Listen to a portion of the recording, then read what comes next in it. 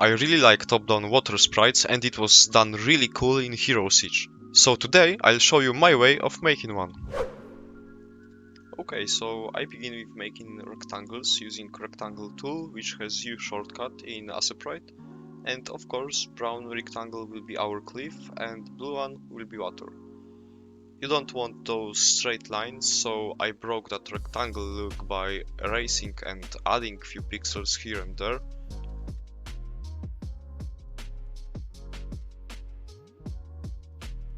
After that, I started drawing at least an initial shape of the grass, because we don't usually see barren dirt on the shores, and yeah, you're right, beaches with nice yellow sand are barren, but this time I make more a river / lake shore, and those usually have grass. But let's get back to the point. I made the grass look like it's hanging down the cliff a bit. Well, it's not so clear right now, as we have only one color and everything looks flat, but trust me, it will get depth later when we add shades. And again, we have the shape of the grass, but only at the bottom, so break that straight line on top as well. I sped up the process for you, so it's not that boring to watch.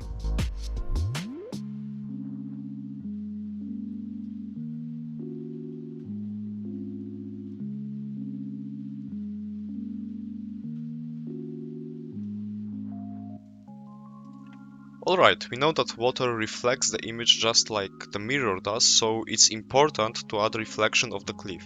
I simply chosen a color of the cliff and made it partially transparent. You can do that by changing the alpha parameter. I decreased it by the half for the first part of reflection and then by another half for a second part. And to draw the reflection, I just followed the pattern that cliff has.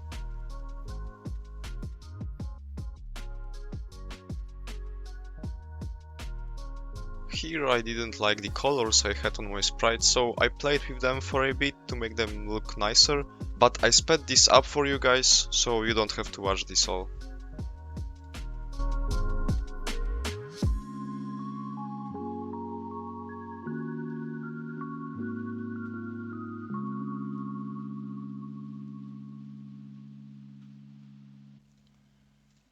Next step will be to create a shining or gleaming effect. You can call it whatever you want. So, just like in real life, when water is close to the shore, it reflects light a little bit more. Don't ask me why it's like that, it just is. I achieved that by making my watercolor almost white, and I drew a line following the cliff pattern. Add some extra pixels next to the line you drew a second ago. This will make it look like it's moving a bit. You don't have to add that, but water is constantly in motion and pretty much never static, so those few additional pixels will make it look much nicer.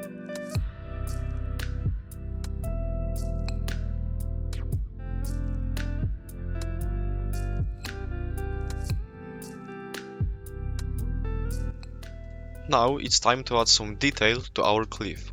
Light in my sprite is coming from the top left corner, so we have to adapt our shades and highlights consistent to it.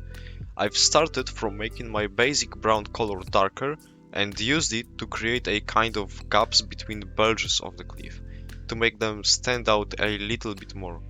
Then I lightened my dark brown color, but I still kept it darker than the basic one, and I added the shades just like we did in the rock tutorial I posted previously. Check it out! Grass blades are also casting shades, so it's important to not forget to add few darker pixels underneath them as well. Left sides of the cliff bulges get much more light, so we have to highlight them with a nice light brown color. And there you go, the cliff is already taking shape.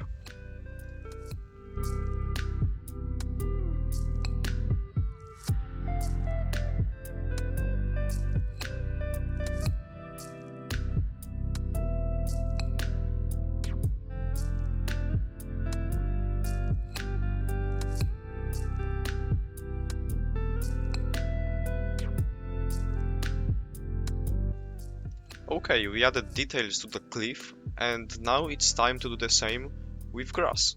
I changed the color from the previous one because I think this darker green fits the sprite better.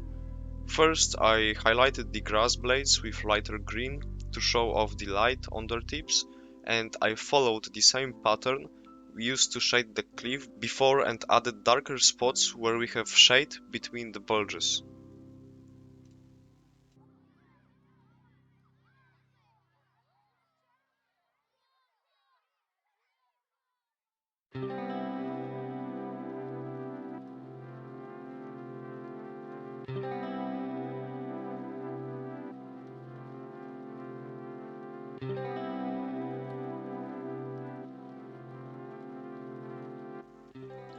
Let's get back to the water reflection for a bit.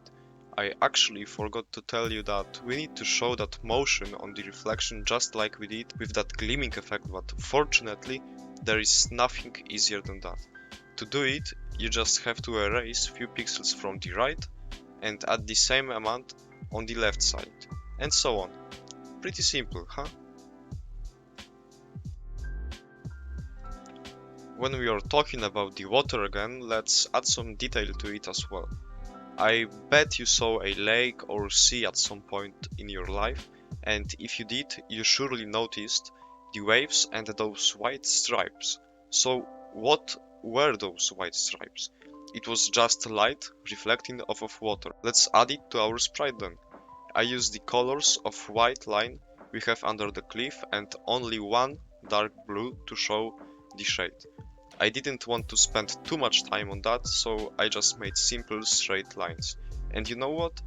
I think they turned out pretty damn well.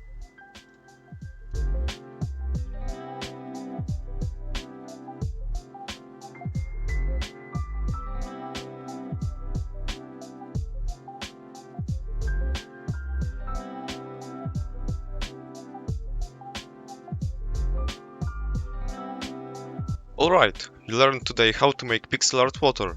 Now you can go and watch how to make pixel art background or rock. See you soon. Can me out.